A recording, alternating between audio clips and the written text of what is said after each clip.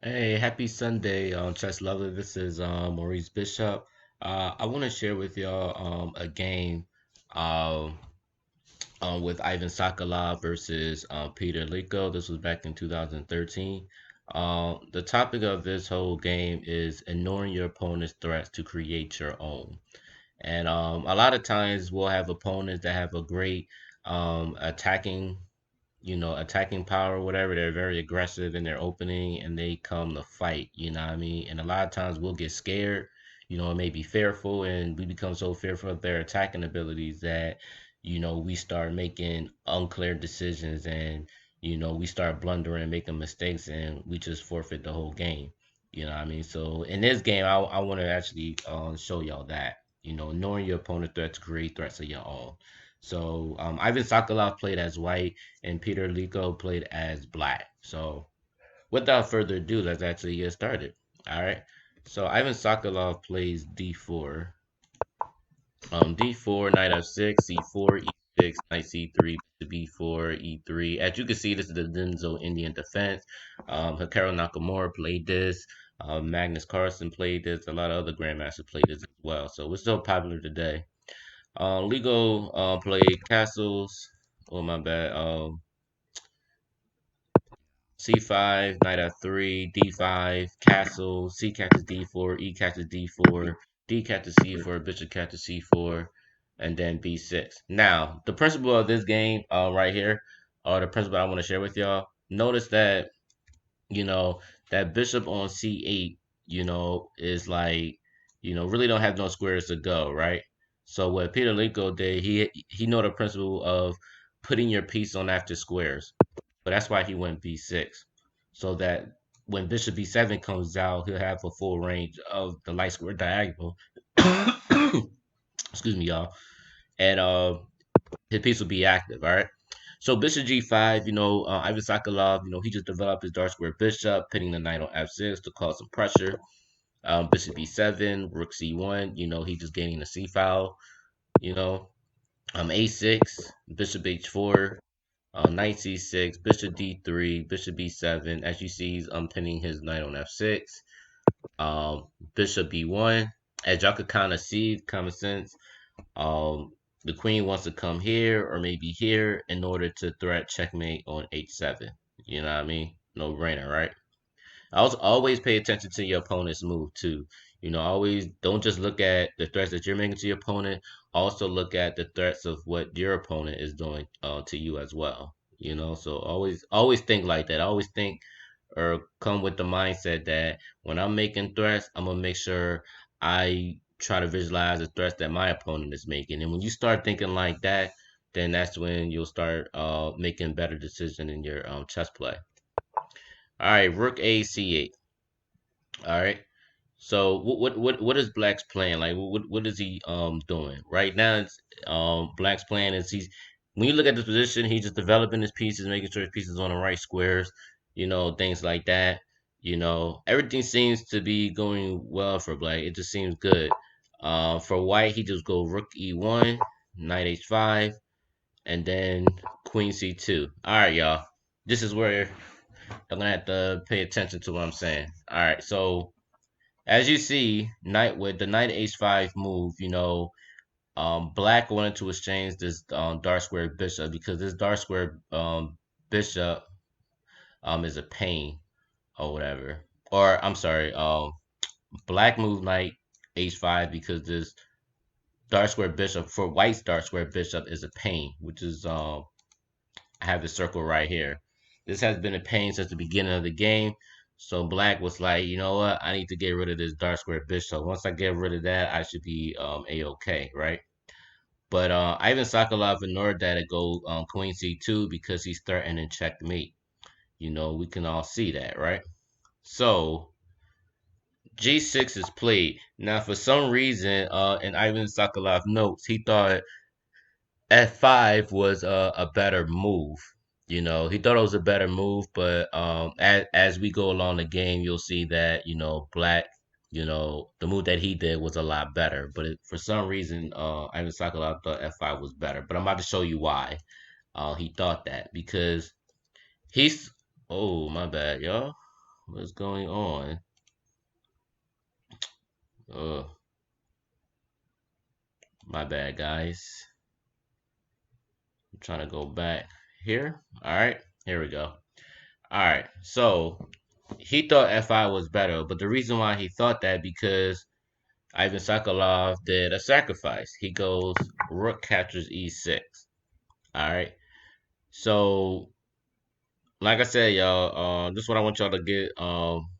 This is what I want to tell y'all. So like when your opponent sacrifices piece, don't just always take the piece and think like, oh, I'm forced to take this piece or whatever. Look for better alternative moves. Look for uh moves that can actually improve your position. Look for your the squares that your pieces should go to. Find ways to counterattack it. Don't just think that because your opponent sacrificed on you that you automatically lost. Look for better moves. Look for a piece move, a better square for your pieces. You know, things like that. And also gotta look at, okay, if I take this piece, would this put me in a better position or would it put me in a worse position? All right. So in this position, what happens if this rook is taken? Well, we actually about to find that out right now. So if F captures E6, we have Queen captures G6 check, and obviously if the king goes to H8, this will be checkmate, obviously, right? But if black goes knight G7, it's still the same thing but different. Queen H7 check, King F7, and then Bishop on G6 will be checkmate. And notice, he can't go back, he can't go here, and he definitely can't go here because his bishop on H4 is guarding that square. So that's the reason why that will be checkmate. So obviously, when you look at this, in your mind, you'll be like, okay, I can't take this because if I take this, I'm going to be mated. So I always look at certain variations on, okay, if I do this, would I get mated? And you got to ask yourself these questions. If you don't talk to yourself while you're playing or whatever, you're going to make a lot of blunders. So always talk to yourself when you're playing and just go over it. You know what I mean? So, all right. So after rook catches e6, now look at this knight on h5. Obviously it's not doing nothing on this square right here. So what um Peter Leko saw, he saw that okay, if I move to knight f4, I just improved my knight's position. I just improved my piece position. I put my piece on a better square. Why is this better? Because not only is he's defending this G6 pawn and everything, but also he is attacking this rook right here. And then his bishop on E7 is also being undefended because his bishop and queen is technically attacking this piece twice, which he's about to win a piece, which is what's going on here, right? So with this move, Ivan Sokolov goes rook catches e7. But let's actually go back real quick, all right? We want to go back real quick. Suppose if bishop catches e7, right? Well, if bishop catches e7, then knight catches e7, and then if rook goes to e3, like just trying to defend, then bishop catches f3 will come in, and then if g catches f3, then knight f5. So not only if on knight f5 is he attacking his rook, but black is also threatening some mating attacks too with queen g5, with check.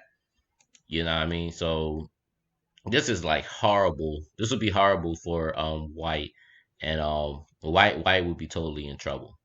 Or suppose let's see the other option. Let's say he doesn't goes rook captures e7. Let's say he just goes back to rook e4.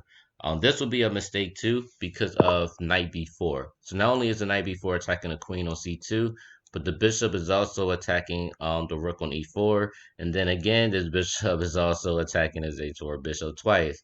So which is triple threats, right? So bishop captures e7 is pretty much forced. But then even after that, knight catches e2, bishop catches d8, bishop catches e4, and then if knight catches e4, then knight e2 check. And then as you can see, the knight on e2 is going to win this rook on c1. And black will sure enough win this game. He would definitely win. All right. So let's go back. Again, knight f4, a great move, a very great move, improving the position.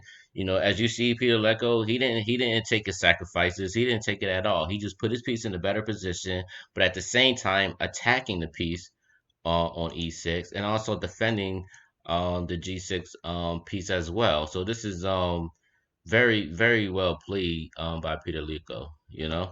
So Ivan Sokolov, he just again he's an Italian player. He just go with rook captures e7, and then knight captures e7, and then queen d2.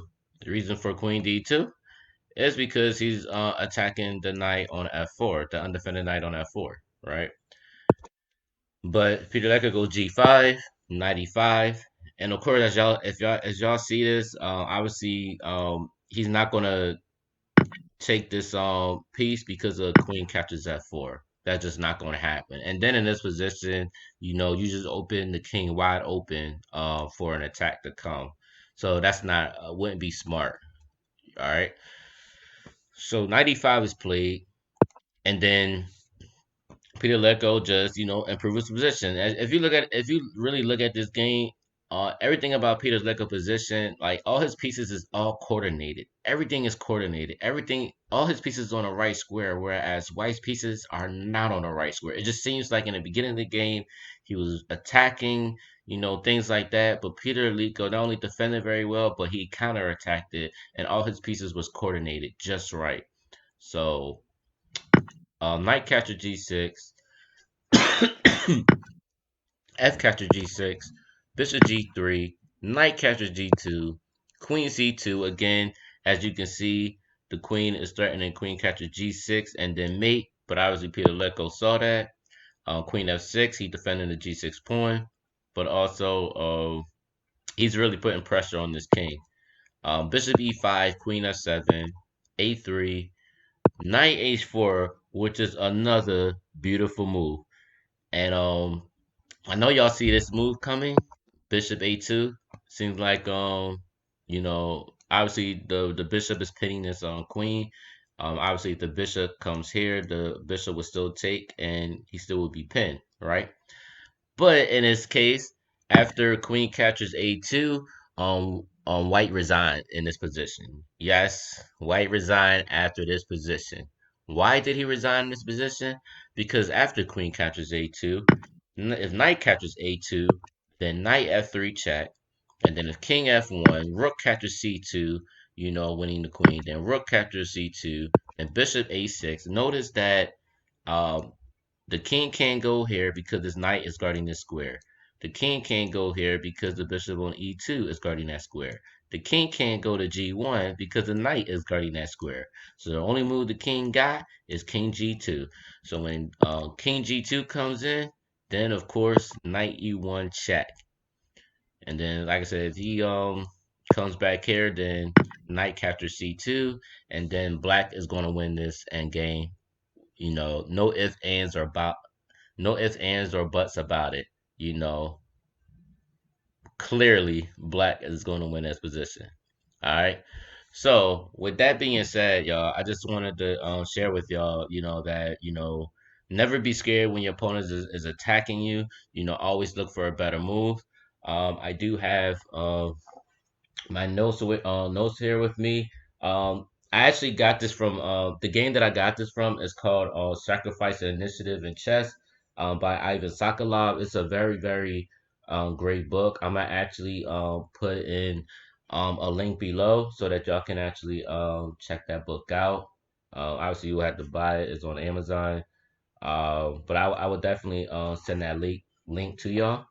But the but I don't want to leave this without giving y'all this tips real quick. But tip number one was seize the initiative by ignoring your opponent's threat and creating your own threat.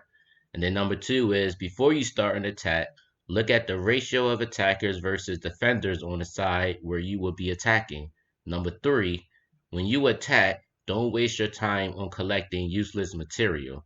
And number four, which is the last principle, by giving your opponent a wide choice, you will make it easier for him to make mistakes. So just remember that, y'all. Ignore your opponent's threat to create threats of your own. You know, don't worry about the material. A lot of times when your opponent sacrifices on you, you don't, again, you do not have to take the piece. You know, look for a better alternative, you know, of improving your piece on squares, you know, putting your piece on the right squares, making sure your pieces is all coordinated. As you just saw in this game, Peter Leko, pieces were all coordinated together and they all worked together. And it was to the point where Ivan Sokolov couldn't do nothing. Like he couldn't do nothing at all. So again, y'all, I hope y'all enjoyed this video. Please like, share, and comment on this video. I'm really hoping y'all learning from this, and I'm literally I'm giving my all to y'all, man, so y'all can become a better chess player. You know, even myself, I'm not the best yet. I'm still improving or whatever, and that's why I show live games on this channel because I want to show y'all like how I'm progressing, how I'm thinking, you know, and how it's actually working for me. So again, hope y'all enjoy the video, and also y'all do not forget to subscribe. Don't forget to subscribe, all right? Peace out, y'all, and be blessed.